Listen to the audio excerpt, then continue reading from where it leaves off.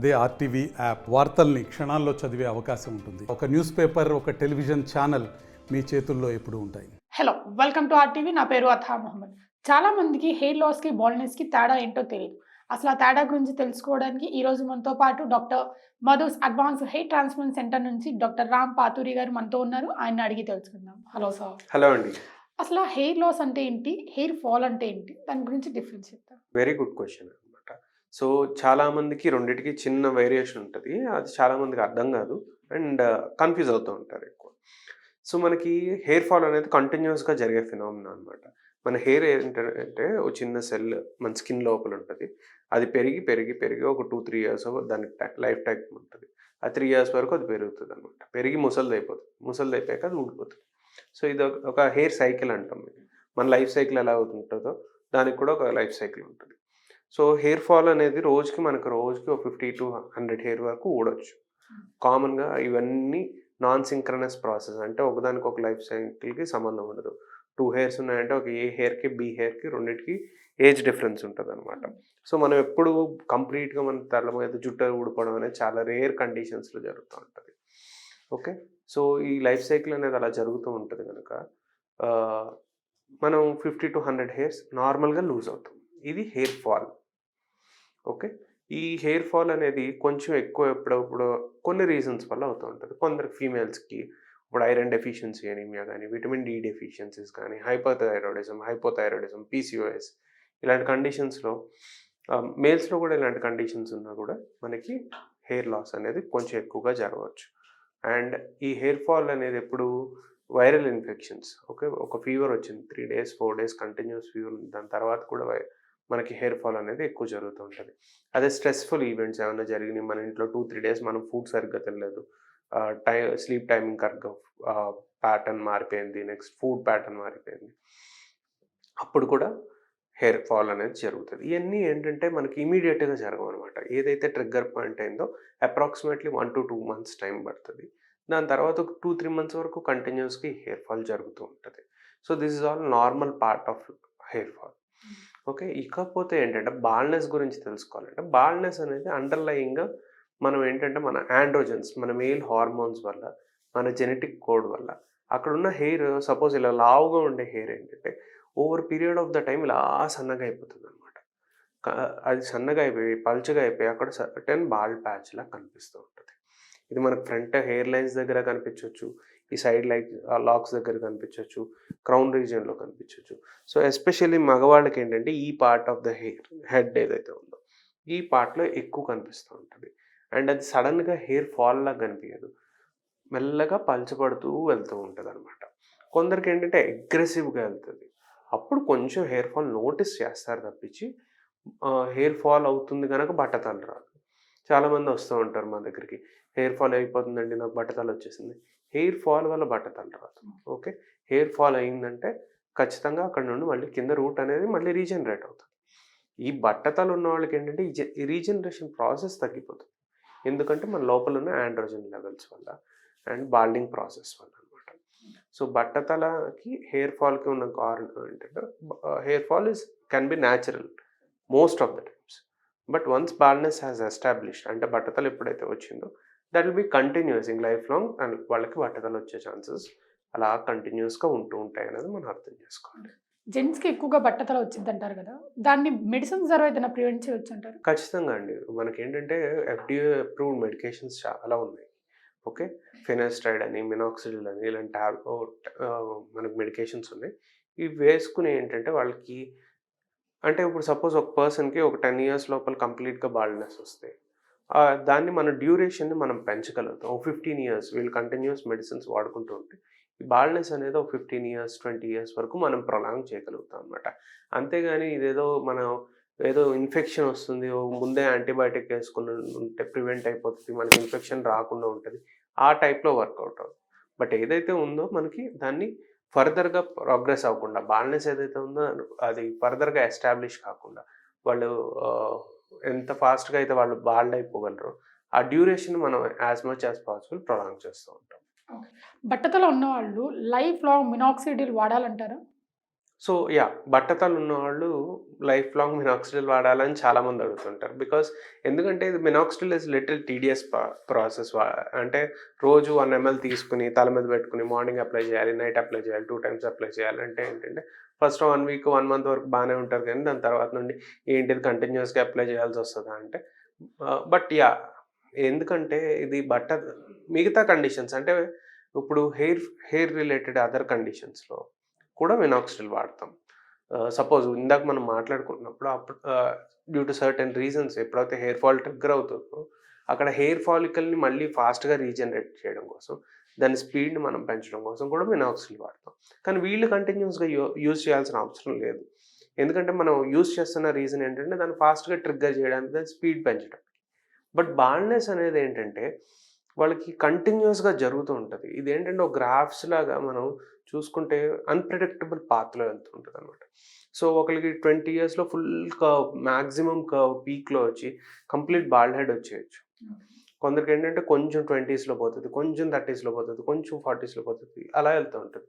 కొందరు కాన్స్టెంట్‌గా అలా వెళ్తూ ఉంటది 20 దగ్గర నుండి 50 వరకు. ఒకళ్ళకి 50 వరకు అసలు ఫుల్ మంచి హెయిర్ ఉంటది, ఒత్తుగా ఉంటది. 50 దగ్గర ఫుల్ పీక్ వచ్చి వాడికి బట్టతల వస్తూ ఉంటది.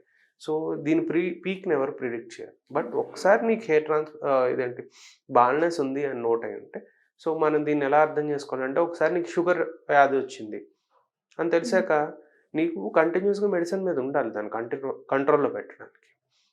అదే విధంగా ఏంటంటే బట్టతల ఒకసారి ఎస్టాబ్లిష్ అయింది. దాని ప్యాటర్న్ ఎలా ఉన్నా, దాని హై లెవెల్‌లో ఉన్నా, లో లెవెల్‌లో ఉన్నా కూడా నువ్వు దాన్ని కంట్రోల్‌లో పెట్టడం కోసం ఏంటంటే ప్రివెంటివ్‌గా నువ్వు మెడికేషన్ అనేది as many days as possible use చేసుకుంటూ ఉండాలి. హెయిర్ ట్రాన్స్‌ప్లాంట్‌లో ఎన్ని రకమైన మెథడ్స్ ఉన్నాయంటారు? హెయిర్ ట్రాన్స్‌ప్లాంటేషన్‌లో బేసిక్‌గా కోర్ మెథడ్స్ ఏంటంటే మన సైంటిఫిక్‌గా మాట్లాడుకోవాలంటే strip method of hair transplantation and FUE method of hair transplantation అంటాం అన్నమాట. సో ఈ strip method of hair transplantation అనేది over period of the time evolve అవుతూ వస్తున్న మెథడ్. అండ్ ఎఫ్యూఈ మెథడ్ ఏంటంటే రీసెంట్‌గా డెవలప్ అయిన మెథడ్. 2 మంచి రిజల్ట్స్ ఇస్తూ ఉంటాయి.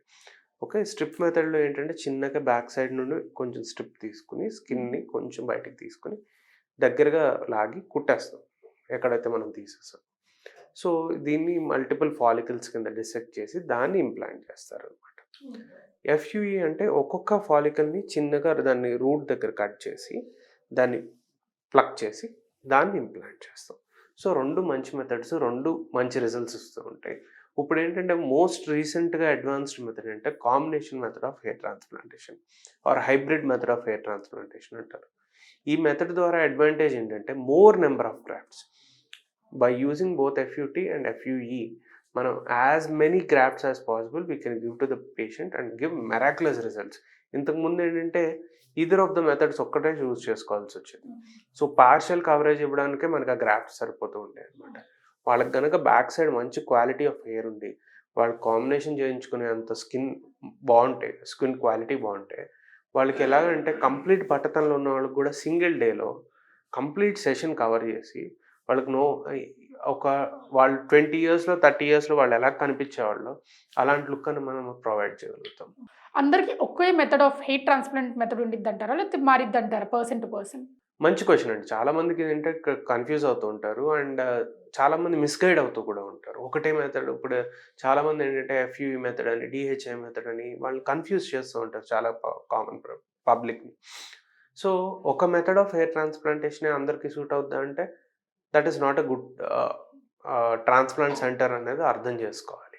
సో ఒక ట్రాన్స్‌ప్లాంట్ సెంటర్‌కి ఏంటంటే అన్ని మెథడ్స్ ఆఫ్ హెయిర్ ట్రాన్స్‌ప్లాంటేషన్ తెలిసుండాలి. వాళ్ళు అన్ని మెథడ్స్‌లోనూ దాన్ని ప్రొవైడ్ చేయగలుగుతూ ఉండాలి. మీకు స్పెసిఫిక్‌గా మీకు ఈ రోజుకే కాదు నెక్స్ట్ 20 ఇయర్స్‌కి స్పెసిఫిక్‌గా ఆలోచించి మీకు ఈరోజు ఏ మెథడ్ అయితే బెటరో ఆ మెథడ్‌ని మీకు సజెస్ట్ చేయగలుగుతూ ఉండాలి. సో ఇప్పుడు నాకు మంచి ఫ్లెక్సిబుల్ స్కిన్ ఉందనుకోండి. నేను నాలాంటి ఫ్లెక్సిబుల్ స్కిన్ ఉంటే కనుక strip method is the best method of hair transplantation for now. Okay. ఏదో చిన్న కరెక్షన్ చేయించుకోవాలనుకున్నా స్ట్రిప్ మెథడ్‌తో వెళ్తా. లేదు నా స్కిన్ బాగా టఫ్‌గా ఉంది, టైట్‌గా ఉంది, స్ట్రిప్ తీస్తే మంచి క్లోజర్ రాదు, సూచర్ వేస్తున్న అంత టైట్‌గా వస్తుంది. Then FUE's method is the best method to go. So ఒకవేళ నాకు ఫుల్ బ్లోన్ బాల్డ్‌నెస్ ఉంది, కంప్లీట్‌గా ఇక్కడ మొత్తం అంతా జుట్టుపోయింది, మొత్తం అంతా ఒకేసారి కవర్ చేసుకోవాలనుకుంటున్నా, కొందరికి ఉంటారు పాపం 22 ఇయర్స్ ఆ ఏజ్‌లో ఉంటారు. కంప్లీట్‌గా బట్టతల వచ్చేస్తది. వాళ్ళకి పెళ్లి సంబంధాలు 25 ఆ టైంకి వచ్చేటప్పుడు పెళ్లి సంబంధాలు రావు. వాళ్ళు సఫర్ అవుతూ ఉంటారు. మంచి బ్యాక్ సైడ్ మంచి హెయిర్ ఉంటది. ఇలాంటి వాళ్ళకేంటంటే సింగిల్ మెథడ్‌లో వాళ్ళకి అసలు బట్టతల లేదు అన్న టైప్‌లో మనం క్రియేట్ చేయగలుగుతాం. దీనికి combination methods of hair transplantation బాగా హెల్ప్ అవుద్ది. సో, ఒకే మెథడ్ ఒక మనిషి మీద ఇదే మెథడ్, ఇదే బెస్ట్ మెథడ్ అనేవి ఉండదు. ఉన్న ప్రతి మెథడ్ మంచి మెథడ్. మంచి రిజల్ట్స్ ఇస్తది. ఎవరికి ఏది సూట్ అవుతది అనేది డాక్టర్‌కి అన్ని టెక్నిక్స్ వచ్చి ఉండాలి. సో, అలా రానోళ్ళేంటంటే ఇదే మెథడ్ చాలా బెస్ట్ మెథడ్ లేదా స్ట్రిప్ మెథడ్ అనేది చాలా ఓల్డ్ మెథడ్. ఇది అడ్వాన్స్డ్ మెథడ్ గనుక మేము చేస్తున్నామని ఇలా కన్‌ఫ్యూజ్ చేస్తూ ఉంటారనమాట. సో, పేషెంట్స్‌కేంటంటే వాళ్ళకి స్పెసిఫిక్‌గా అంటే ఇప్పుడు సపోజ్ మీరున్నారనుకోండి. మీకేదైనా ప్రాబ్లమ్ వచ్చిందంటే మీ మీ దానికి మీకున్న కండిషన్స్ స్పెసిఫిక్‌గా మెడికేషన్ ఇస్తే మీరు ఫాస్ట్‌గా రెస్పాండ్ అవుతారు. బెటర్‌గా రెస్పాండ్ అవుతారు. అండ్ ఇన్ ఫ్యూచర్‌లో ఎప్పుడన్నా మళ్ళీ ఇంకోసారి హెయిర్ ట్రాన్స్‌ప్లాంటేషన్ చేయించుకోవాల్సొచ్చినా కొన్ని గ్రాఫ్ట్స్ మిగుల్చుకున్న వాళ్ళవుతారు. సో, అది చాలా ఇంపార్టెంట్. ఫీమేల్స్‌కి కూడా బట్టతల వస్తుందంటారా? అలాంటి కేసెస్ ఏమైనా చూసారా మీరు? ఫీమేల్స్‌కి కూడా బట్టతల వస్తదండి. కానీ మేల్స్ అంత ఈజీగా రాదు. సో, ఇప్పుడు నేను లాస్ట్ ఇంటర్వ్యూలో కూడా చెప్పాను. మన 100 మెన్ ఉంటే 80 member are prone to baldness. But ఫీమేల్స్‌లో అలా కాదు. వాళ్ళకి స్ట్రాంగ్ జెనెటిక్ హిస్టరీ ఉండాలి. మేల్స్‌లో ఎలా అంటే ఎక్కడన్నా ఫ్యామిలీలో ఒక్కళ్ళ దగ్గర జీన్ ఉన్నా వీళ్ళు వచ్చేసే ఛాన్సెస్ ఉంటాయి. ఫీమేల్స్‌కి అంత ఈజీగా రాదనమాట. సో, బట్టతల అనేది ఫీమేల్స్‌లో వస్తది. అది ఎక్కడి నుండి స్టార్ట్ అవుద్దంటే సెంటర్ ఆఫ్ ద హెడ్ నుండి యూజువల్లీ స్టార్ట్ అవుతూ ఉంటది. ఇలా మెల్లగా సైడ్‌కి స్ప్రెడ్ అయ్యి మళ్ళీ ఈ రీజియన్‌ని ఇన్వాల్వ్ చేయడానికి ట్రై చేస్తూ ఉంటది.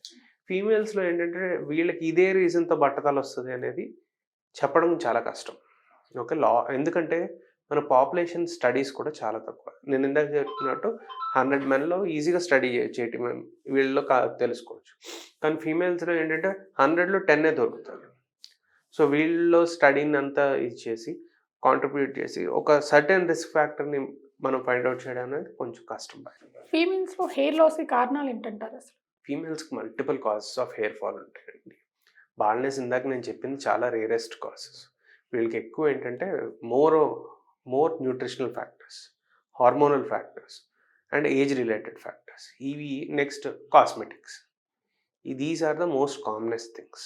ఇప్పుడు న్యూట్రిషనల్ ఫ్యాక్టర్స్‌కి వచ్చేటప్పటికి డైటింగ్‌లని ఇవని ప్రాపర్ న్యూట్రిషన్ తీసుకోరు. ప్రాపర్ ప్రోటీన్ ఇంటేక్ ఉండదు. ప్రాపర్ ఐరన్ ఇంటేక్ ఉండదు. నెక్స్ట్ అప్పుడు అన్నీ ఇంట్లో జరిగే జాబ్స్ అయితే వర్క్ ఫ్రమ్ హోమ్ లేకపోతే ఆఫీస్. మార్నింగ్ 8 టు ఈవినింగ్ 6, 7 వరకు వితౌట్ ద సన్ ఎక్స్‌పోజర్ ఉంటారు. సో, విటమిన్ డి లెవెల్స్ తగ్గిపోతూ ఉంటాయి. ఫుడ్‌లో కొందరు నాన్ వెజ్ తినరు. వీళ్ళకి విటమిన్ బి12 లెవెల్స్, ఐరన్ లెవెల్స్ తక్కువుంటూ ఉంటాయి. సో, ఇవన్నీ కూడా మన న్యూట్రిషన్ మన హిమోగ్లోబిన్ పైన వీటిపైన మన హెయిర్ పైన ఇంపాక్ట్ చూపిస్తూ ఉంటాయి. విటమిన్ డి డెఫిషియన్సీస్ కానీ. అదే కాకుండా ఏంటంటే ఒక్కొక్కసారి micro nutrient deficiencies excess dieting చేసి లేదా సర్టెన్ టైప్ ఆఫ్ డైట్ చేసి మిగతా వాటిలన్నిటిని నెగ్లెక్ట్ చేసినప్పుడు కూడా మనకి హెయిర్ ఫాల్ అనేది జరుగుతూ ఉంటుంది. నెక్స్ట్ క్రాష్ డైటింగ్ చేస్తూ ఉంటారు. సడెన్‌గా లావు పెరిగిపోయాను లేదనో 2, 3 నెలల్లో ఎవరిదో ఫ్రెండ్ పెళ్లి ఉంది కదా అని వాళ్ళు ఫుడ్ ఆపేసి కూర్చొని ఓన్లీ వాటర్ తాగుతూ కూర్చుంటుంటారు. ఆ ముందు రోజుల వరకు బాగానే తింటారు. సడెన్‌గా ఆపేస్తారు. ఈ క్రాష్ డైట్ వల్ల ఏంటంటే క్యాలరిఫిక్ డెఫిషియన్సీ, న్యూట్రిషనల్ డెఫిషియన్సీ రెండిటి వల్ల హెయిర్ ఫాల్ అవుతూ ఉంటది. ఇకపోతే హార్మోనల్ ఫ్యాక్టర్స్ వచ్చేటప్పుడు ఇప్పుడు చాలా మందికి పీసీఓఎస్ ప్రాబ్లమ్స్ ఉంటాయి.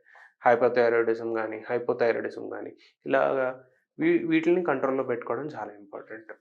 అండ్ ఇక కాస్మెటిక్స్ బ్లో డ్రై చేయడం సరిగ్గా అంటే ఫస్ట్ ఏంటంటే పార్లర్స్‌కెళ్ళి ఏదైనా ట్రీట్మెంట్స్ చేయించుకోవడం. వాళ్ళేదో నీ హెయిర్ డ్రైగా ఉంది, వెట్‌గా ఉందని ఏదో ఒకటి చెప్తా ఉంటారు. దానికి తగ్గట్టు ఏదో ట్రీట్మెంట్ చేస్తారు. సో, ఇలాంటప్పుడు ఏమవుద్దంటే హెయిర్ షాఫ్ట్ డ్యామేజ్ అవుతూ ఉంటది. అగ్రెసివ్‌గా ట్రీట్మెంట్ చేసినప్పుడు ఏంటంటే హెయిర్ షాఫ్ట్ పైన ఏంటంటే చిన్న చిన్న బాండ్స్ ఉంటాయి. అవి బ్రేక్ అయిపోయి ఏంటంటే అది మెల్లగా ఫ్రెజైల్ అవుతది. తర్వాత వాళ్ళు దూకుంటున్నప్పుడు అది ఆ పార్ట్ వరకు టక్‌మని కట్ అయిపోతూ ఉంటదనమాట. నెక్స్ట్ ఏదన్నా ఇప్పుడు బ్లో డ్రైయింగ్ ఉంది.